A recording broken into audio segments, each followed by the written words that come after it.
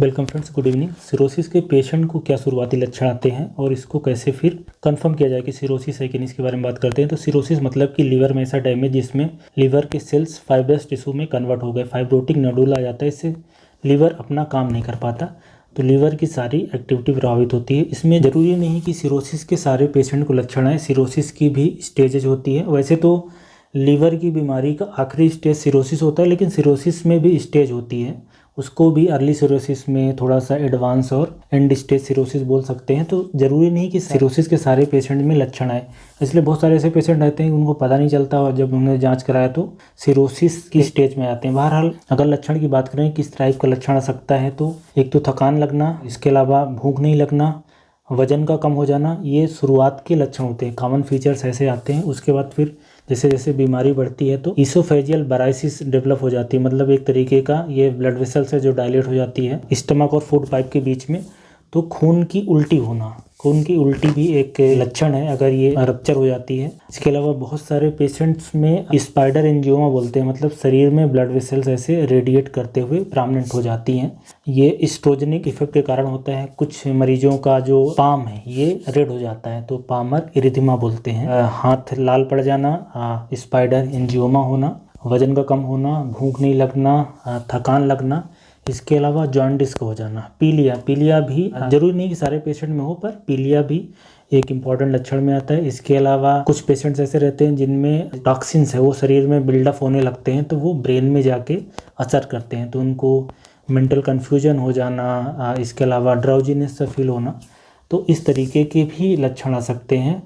और महिलाओं में बात करें तो उनका जो प्रजनन की दर है वो कम हो सकती है। मेल के अंदर टेस्टिस की एट्रोफी हो जाना, टेस्टिस साइज में छोटा हो जाना, जो चेस्ट है वो बड़ा हो जाना, जिसको हम लोग मेडिकल भाषा में गायनिकोमेस्टिया बोलते हैं। तो शरीर में इस तरह के भी बदलाव आते हैं। इसके अलावा जो शरीर में डिफेंस सेल्स होते हैं, WBC कम हो जाना, प्लेटलेट का कम हो जाना, खून की कमी हो जाना, कैल्शियम की कमी होने से हड्डियाँ कमज़ोर हो जाती हैं, तो हड्डियाँ टूटने का रिस्क रहता है। बहरहाल आपको कैसे पहचानना है, ज़रूरी नहीं, जैसे मैंने बताया कि सारे पेशेंट को सिरोसिस के लक्षण आए, ज़रूरी नहीं है, लेकिन एक चीज़ इंपॉर्टेंट है कि अगर किसी को फैटी लीवर पहले डायग्नोज है, उनको मोटापा है, डायबिटीज़ है, हाइपरटेंशन है, फैमिली में किसी को डायबिटीज़, हाइपरटेंशन, मोटापा है, फैमिली में किसी को फैटी लीवर है, सिरोसिस है, हेपेटाइटिस बी का इन्फेक्शन है, एल्कोहल पीने की आदत है, तो आप हाई रिस्क पे हो कि आपको सिरोसिस हो सकता है। उस केसेस में इन लक्षणों पे ध्यान रखना है कि कभी थकान, कमजोरी लगे, पीलिया हो जाए,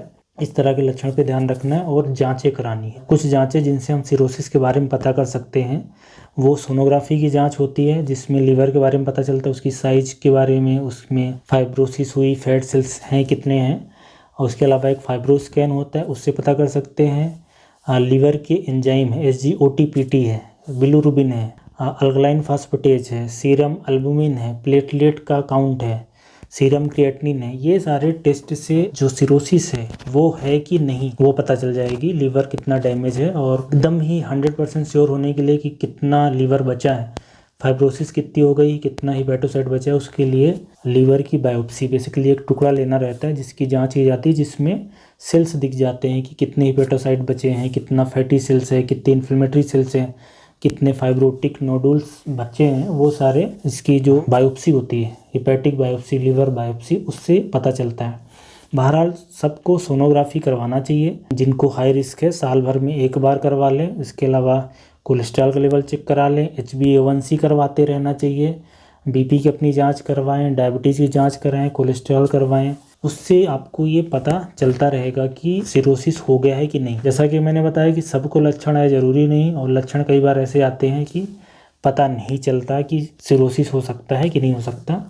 और सिरोसिस के पेशेंट में इनडाइजेशन की भी काफ़ी समस्या आती है। इनडाइजेशन मतलब कि खाना अच्छे से नहीं पचेगा, क्योंकि फैट का डाइजेशन होता नहीं है, और बाइल साल्ट बढ़ने से कई बार पेशेंट को खुजली वगैरह भी आती है, तो इस तरीके के भी संकेत आते हैं। बहरहाल जो सिरोसिस के पेशेंट के संकेत हैं इस तरह के आते हैं, लेकिन जो सबसे इम्पॉर्टेंट बात यह है सिरोसिस स्टेज तक नहीं पहुँचे, क्योंकि सिरोसिस की स्टेज तक अगर लीवर गया तो फिर उसके बाद मतलब रिवर्स नहीं कर सकते, एक तरीके का परमानेंट डैमेज है, और जो पेशेंट की लाइफ है वो काफ़ी रिस्ट्रिक्टेड सी हो जाती है, मतलब वो एक रूटीन जो कार्य होता है उनका वो प्रभावित हो जाता है और काफ़ी तरह की समस्याएं भी हो सकती हैं।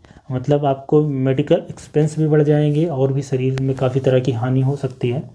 तो बेटर यही रहता है कि फैटी लीवर अगर किसी को है, हाँ, किसी को मोटापा है, डायबिटीज़ है, हाइपरटेंशन है, अल्कोहल पीने की हिस्ट्री है, या कुछ ऐसी दवाइयाँ चल रही हैं जिनसे हेपेटोटॉक्सिक दवाइयाँ हैं, तो आप समय समय पे जांच कराते रहें। उससे पता चल जाएगा कि लीवर की क्या पोजीशन है, उसमें किस तरीके के बदलाव आए हैं। सो आई थिंक आपको सिरोसिस के क्या शुरुआती संकेत हैं, कैसे समझना है, इसके बारे में जानकारी मिल गई होगी। Thank you so much.